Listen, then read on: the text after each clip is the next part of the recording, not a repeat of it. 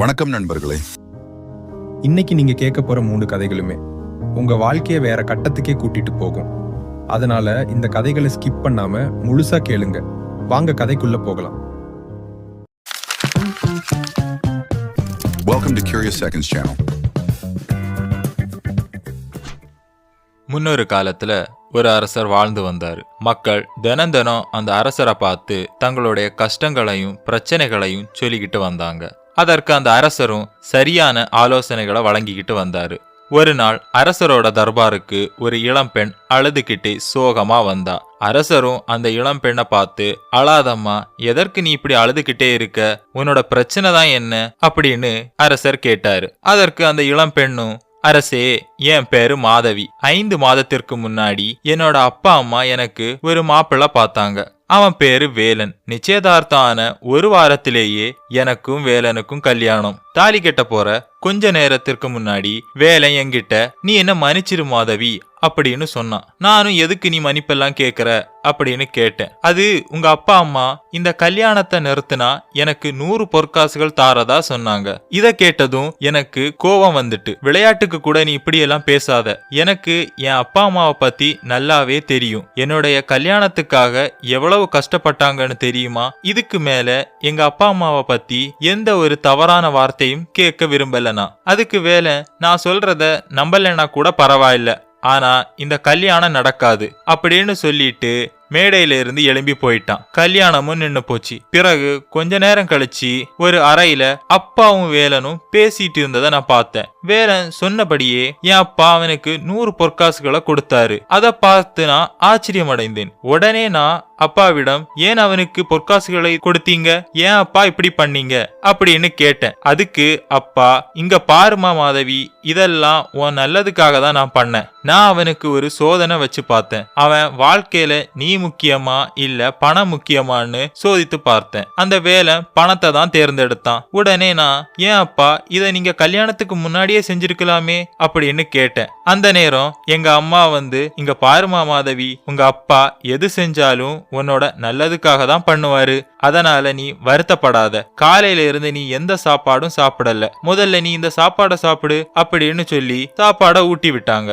சாப்பிட்ட கொஞ்ச நேரத்திலேயே எனக்கு கண்ணெல்லாம் சொக்கி போய் தூங்கிட்டேன். அதுக்கப்புறம் அப்படியே நாட்கள் ஓடிச்சு. சரியா ஒரு மாதத்திற்கு அப்புறம் என் அப்பா எனக்கு மறுபடியும் கல்யாணத்துக்கு வரன் பார்த்தாரு. இந்த தடவை நிச்சயதார்த்தம் ஆன மறுநாளே கல்யாணம் வச்சுக்கலான்னு எங்க அப்பா கிட்ட சொன்னேன். என் அப்பாவும் அதுக்கு சரின்னு சொன்னாரு. பேசினபடியே நிச்சயதார்த்தம் முடிஞ்சது. கல்யாணம் அன்னைக்கு காலையில மாப்பிள்ளைய காணும். அதுக்கு பதிலா என்னோட அறையில ஒரு கடிதத்தை விட்டுட்டு போயிருந்தான். அந்த கடிதத்துல என் அப்பா என் பொண்ணை கல்யாணம் பண்ணாம ஓடி போகணும்னு, அப்படி பண்ணா 100 பொற்காசுகள் தாரதாவும் சொல்லி இருந்தாரு. நானும் எனக்கு கடன் இருக்கிறதுனால நான் உங்க அப்பா கிட்ட இருந்து 100 பொற்காசுகளை வாங்கிட்டேன். இது என்னோட கடன் அடைக்க உதவும். என்ன நீ மன்னிச்சிரு மாதவி அப்படின்னு எழுதியிருந்து. இத படிச்சதும் உடனே நான் ஓடி போய் அப்பா கிட்ட, ஏன் அப்பா இப்படி பண்ணீங்க, என்னோட உணர்வுகளோடு விளையாடாதீங்க அப்படின்னு சொன்னேன். அதற்கு என் அம்மா சிரிச்சுக்கிட்டே, இங்க பாரு மாதவி, அப்பா பத்தி நீ தப்பா புரிஞ்சுக்கிட்ட. அவரு உன்னோட நல்லதுக்காக தான் எப்பவுமே எல்லாமே பண்ணுவாரு. உன் அப்பா நாங்க இல்லாத காலத்திலையும் உன்னை எந்த சூழ்நிலையிலும் பாத்துக்கிற மாதிரி ஒரு பையனா பார்த்து தான் கல்யாணம் பண்ணி வைப்பாரு. நீ நடந்ததெல்லாம் நினைச்சு வருத்தப்படாத. நீ காலையில இருந்து எதுவுமே சாப்பிடல, முதல்ல நீ இந்த சாப்பாடை சாப்பிடு அப்படின்னு சொல்லி ஊட்டி விட்டாங்க. அன்னைக்கு மாதிரியே சாப்பிட்ட கொஞ்ச நேரத்திலேயே நான் தூக்கம் வந்து தூங்கிட்டேன். மறுபடியும் என் அப்பா வரன் பார்த்தாரு. 2 தடவை என்ன நடந்ததோ அதேதான் இந்த தடவையும் நடந்தது. மறுபடியும் என் அப்பா இப்பவும் வரன் பாக்குறாரு. எனக்கோ மறுபடியும் கல்யாண மேடையில அசிங்கப்பட உடன்பாடு இல்ல. அது மட்டும் இல்லாம எனக்கு நடக்க இருந்த 3 கல்யாணமும் ஒரே மாதிரி நின்னு போனதால யாரோ எனக்கு எதிரா சதி பண்றாங்களோ அப்படின்னு என் மனசுக்கு தோணுது. அதனாலதான் அரசே, நான் உங்களை தேடி வந்திருக்கேன். நீங்க தான் என் கல்யாணம் நின்னு போனதுக்கான உண்மையான காரணத்தை கண்டுபிடிக்கணும். அரசர் இந்த பொண்ணோட முழு கதையும் கேட்ட பிறகு, நீ கவலைப்படாத, உனக்கு நான் உதவி பண்ணுறேன். இது இந்த அரசனோட வாக்கு. நீ இந்த கல்யாணத்துக்கு ஒத்துக்கோ, மீதிய நான் பாத்துக்கிறேன் அப்படின்னு அரசர் சொன்னாரு. அதுக்கப்புறம் அந்த இளம்பெண் அரசர் மேல நம்பிக்கை வச்சு அங்கிருந்து கிளம்பி போனா. பிறகு அரசர் ஒற்றனை அழைத்து மாதவியை பற்றியும் அவள் பெற்றோரை பற்றியும் அந்த 3 மாப்பிள்ளைகளை பற்றியும் விசாரிக்க உத்தரவிட்டாரு. வழக்கம் போல் மாதவிக்கு நிச்சயதார்த்தமும் முடிந்தது. மறுநாளே கல்யாணமும் நடக்க இருந்தது. கல்யாணத்திற்கு முந்திய நாள் இரவு மாதவியை அரச ஒற்றன் சந்தித்தான். அவன் மாதவியிடம், நாளை உனக்கு கல்யாணம் நடக்காது, நீ உன் தாய் தந்தை முன் தூங்குவது போல் நடிக்க வேண்டும் அப்படின்னு அரசர் உனக்கு தூது அனுப்பியிருக்காரு. இந்த தகவலை கேட்டதும் மாதவிக்கு ஒரே குழப்பமா இருந்தது. அடுத்த நாள் அரசர் சொன்னது மாதிரியே மாதவி கல்யாணமும் நின்னது. வழக்கம் போல் அம்மா மாதவிக்கு உணவை கொண்டு வந்து கொடுத்தாள். ஆனால் மாதவி அந்த உணவை சாப்பிடுவது போல நடித்து பிறகு தூக்கம் வந்து தூங்குவது போல் நடித்தாள். சிறிது நேரம் கழித்து அங்கு ஒரு மருத்துவர் வந்து மாதவிக்கு மனநலம் சரியில்லை அப்படின்னு சொன்னார். அதை கேட்டதும் மாதவியின் அப்பா, இதனாலதான் மாதவியின் கல்யாணங்கள் நின்று போனது அப்படின்னு பக்கத்துல இருந்தவர்கிட்ட சொல்லிக்கிட்டு இருந்தாரு. இதை கேட்ட மாதவிக்கு இங்க என்ன நடக்குதுன்னு ஒண்ணுமே புரியல. உடனே பின்னாடி இருந்து ஒரு குரல், மாதவி நீ தூங்குறது மாதிரி நடிச்சது போதும், எந்திரி அப்படின்னு அரசர் சொன்னாரு. மாதவி எழுந்து உட்கார்ந்ததை பார்த்த அப்பாவும் அம்மாவும் திகைத்து போனாங்க. மாதவி போய் அப்பா கிட்ட, ஏன் அப்பா எனக்கு மனநிலம் சரியில்லைன்னு போய் சொன்னீங்க அப்படின்னு கேட்டா. அப்போ அப்பாவின் அருகே இருந்த ஒரு பெரியவர், இப்பந்தான் எனக்கு எல்லாமே புரியுது. உன் அப்பா அம்மா இல்ல உன் பெரியப்பா பெரியம்மா சொத்துக்காக தான் இப்படி பண்ணியிருக்காங்க. உன் அப்பா அம்மா நீ சின்ன வயசுல இருக்கும்போதே இறந்துட்டாங்க. என்கிட்ட இருந்து உன்னை நல்லா பாத்துக்குவேன்னு சொல்லி கூட்டிக்கிட்டு இந்த ஊருக்கு வந்தான். இப்பந்தான் எனக்கு புரியுது, உன் பேர்ல இருக்கிற சொத்துக்களை அவன் பேர்ல மாத்துறதுக்காக தான்னு. உனக்கு கல்யாணம் பண்ணி வைக்கிறது மாதிரி நாடகமாடி உனக்கு மனநலம் சரியில்லைன்னு சொல்லி உன் பேர்ல இருந்த சொத்துக்களை அவன் பேர்ல எழுதி கேட்டான். நல்ல வேளை நான் அப்படி எதுவும் செய்யல. இவங்களோட உண்மையான முகம் எனக்கு இப்பவாது தெரிய வந்ததே அப்படின்னு சொன்னாரு. பிறகு அரசர், மாதவி இதுதான் உன் கல்யாணம் நின்னு போனதுக்கு உண்மையான காரணம் அப்படின்னு சொல்லி அந்த பெரியப்பா பெரியம்மா 2 பேரையும் சிறையில் அடைக்க உத்தரவிட்டாரு அரசர். இந்த கதையில இருந்து நாம புரிஞ்சிக்க வேண்டியது, நம்ம வாழ்க்கையில எல்லாரையும் கண்மூடித்தனமா நம்பக்கூடாது. நாம எத்தனையோ பேரோட பழகினாலும் எத்தனையோ பேரோட மனசு விட்டு பேசினாலும் 3 விதமான நபர்களை நம்பவே கூடாது. 1, நீங்க வேண்டாம் வேண்டான்னு மறுத்த பிறகும் உங்க ரகசியங்களை யார் அறிய துடிக்கிறாங்களோ அவங்கள.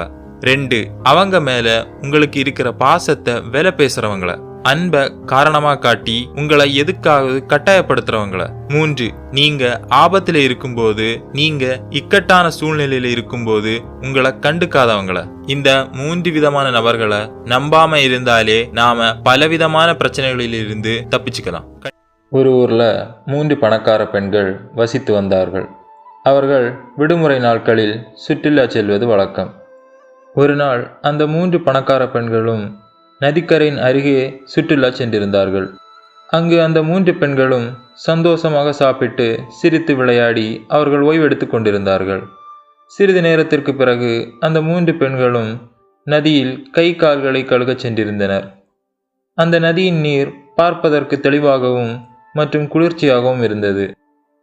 அந்த 3 பெண்களும் தெளிந்த அந்த நீரில் தங்களின் பிரதிபலிப்பை பார்த்து மகிழ்ச்சி அடைந்தனர். அவர்களில் ஒருவர், என் கைகள் எவ்வளவு அழகாக இருக்கு பாருங்க என்றாள். இதை கேட்டதும் இன்னொரு பெண், என் கைகள் உன்னுடையதை விட அழகாக இருக்கிறது என்று சொன்னாள்.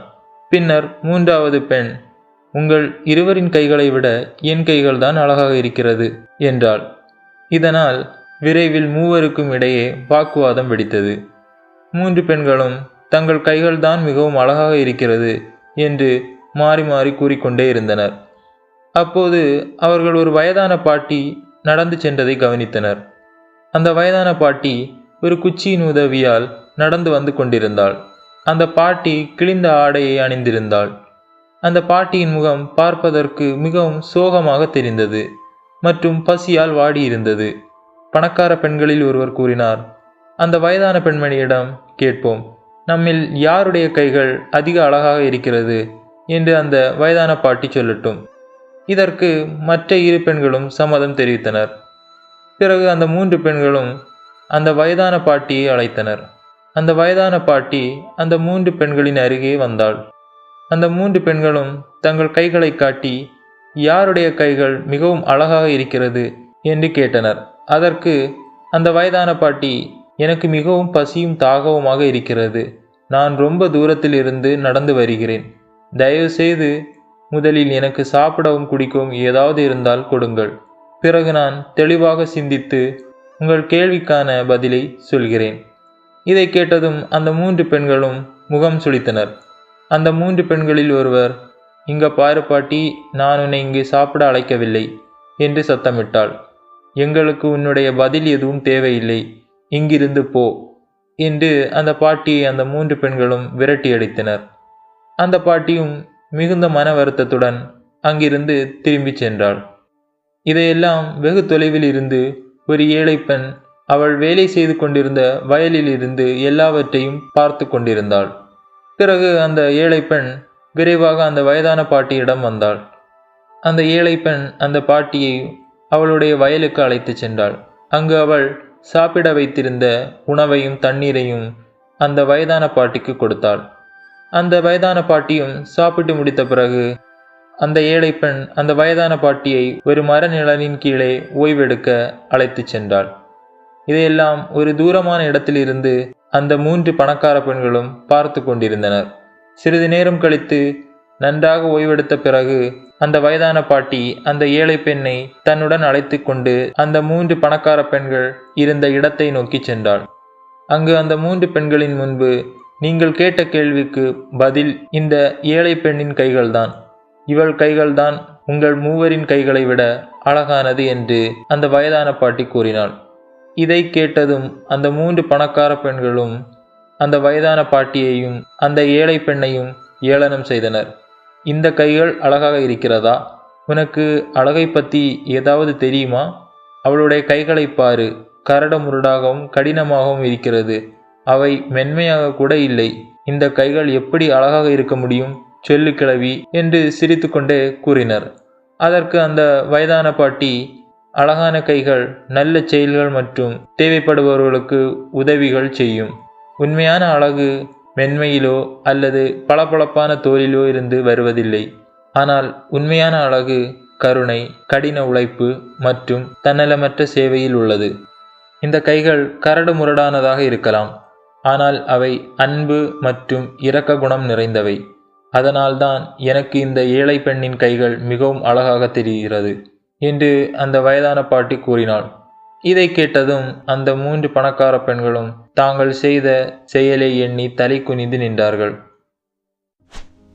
இந்த கதையில் இருந்து நாம் புரிந்து கொள்ள வேண்டியது, நாம் நம் வாழ்க்கையில் பார்த்தால் பெரும்பாலான மக்கள் மற்றவர்களின் முகம், நிறம் அல்லது உடை இவற்றை அடிப்படையாக கொண்டே மதிப்பிடுவதை கண்டிருப்போம். ஆனால் உண்மையில் ஒரு நபரின் உண்மையான அழகு அவர்களின் முகத்திலோ உடலிலோ அல்லது தோற்றத்திலோ இல்லை. அது அவர்களின் நல்ல செயல்களில் உள்ளது. சில நேரங்களில் ஒரு நபர் பார்ப்பதற்கு வெளியில் மிகவும் அழகாக, கவர்ச்சியாக, வசீகரமாக தோன்றலாம். ஆனால் உள்ளிருந்து அவர்கள் பொறாமை, சுயநலம், கொடூரமான மனதை கொண்டிருக்கலாம். மறுபுறம் ஒருவர் அழகாகவோ அல்லது உடல் ரீதியாக ஈர்க்கக்கூடியவராகவோ தோன்றாமல் இருக்கலாம். ஆனால் அவர்களிடம் அன்பு நிறைந்த இதயம், தூய ஆன்மா மற்றும் இயற்கையாகவே எப்போதும் மற்றவர்களுக்கு உதவும் குணம் கொண்டவராக இருக்கலாம். மற்றவரின் வெளிப்புற தோற்றத்தை வைத்து உடனடியாக மதிப்பிடக்கூடாது. உண்மையான அழகை ஒருபோதும் கண்களால் மட்டும் பார்க்க முடியாது. அதை செயல்கள் மூலம் உணர வேண்டும் மற்றும் காலப்போக்கில் அனுபவிக்க வேண்டும். ஆனால் துரதிர்ஷ்டவசமாக இன்றைய உலகில் மற்றவர்களை அவர்களின் தோற்றத்தை கொண்டு மதிப்பிடுவது பொதுவாகிவிட்டது. ஒருவரின் குணத்தை உண்மையாக புரிந்து கொள்ள நீங்கள் அவர்களுடன் சிறிது நேரத்தை செலவிட வேண்டும். வெவ்வேறு சூழ்நிலைகளில் அவர்கள் எப்படி நடந்து கொள்கிறார்கள் என்பதையும் கவனிக்க வேண்டும். மற்றவர்களை எப்படி நடத்துகிறார்கள் என்பதையும் பார்க்க வேண்டும். அங்குதான் உண்மையான அழகு வெளிப்படுகிறது. எப்போதும் நினைவில் வைத்துக் கொள்ளுங்கள், வெளிப்புற அழகு என்பது தற்காலிகமானது. அது வயதாகும் போது மாறிவிடும். ஆனால் உள் அழகு என்றென்றும் நீடிக்கும். ஒரு அழகான இதயம், கனிவான மனம் மற்றும் தூய ஆன்மா ஆகியவையே ஒரு நபரை உண்மையிலேயே அழகான நபராக மாற்றுகிறது. எனவே எப்போதும் நினைவில் கொள்ளுங்கள், வெளிப்புற அழகு என்பது சிறிது நேரம் கண்களை ஈர்க்கக்கூடும், ஆனால் உள் அழகுதான் ஆன்மாவை தொட்டு இதயத்தில் என்றென்றும் நிலைத்திருக்கும். மேலும் இது போன்ற நல்ல நல்ல கதைகளை தொடர்ந்து பார்த்து மகிழ இந்த சேனலை சப்ஸ்கிரைப் செய்யுங்கள்.